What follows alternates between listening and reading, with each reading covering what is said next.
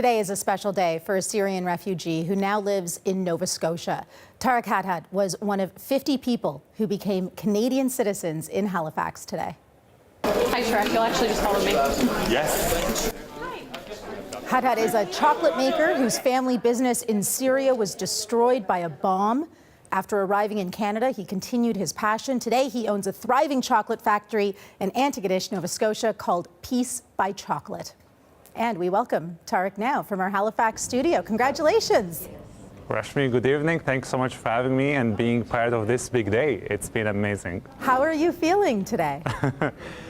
Overwhelmed with joy, certainly. There's that type of emotions that I've been waiting for since arriving in Canada, to get that sense of identity and belonging back after losing it to the war in Syria. So I feel that I belong. I feel that this is my home now, that I will be going around the world and sharing proudly that I am a Canadian citizen officially.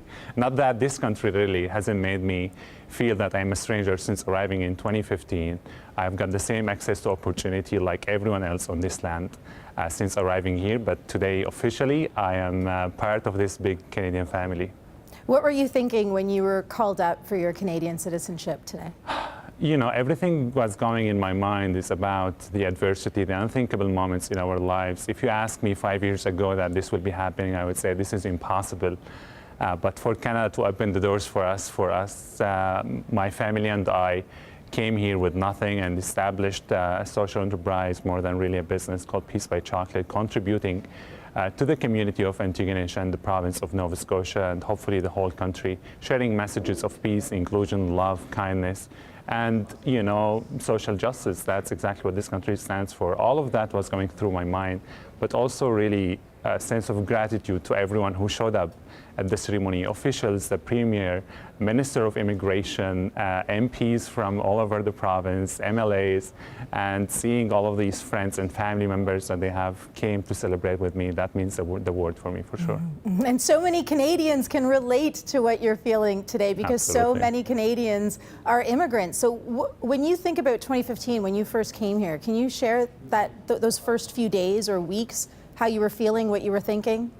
You know, after arriving here from Lebanon, I started really being active in the community, volunteering, and asking how to be integrated faster.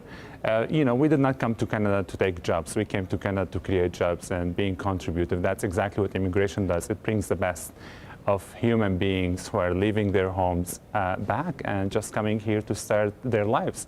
That we, you know, we are all human beings, have the same amount of blood and same number of bones. We just are born in different places, and Canada is saying it proudly that this is a place where people from all around the world who are born outside, they are Canadians even when they are born outside. It just takes them a little bit to get here.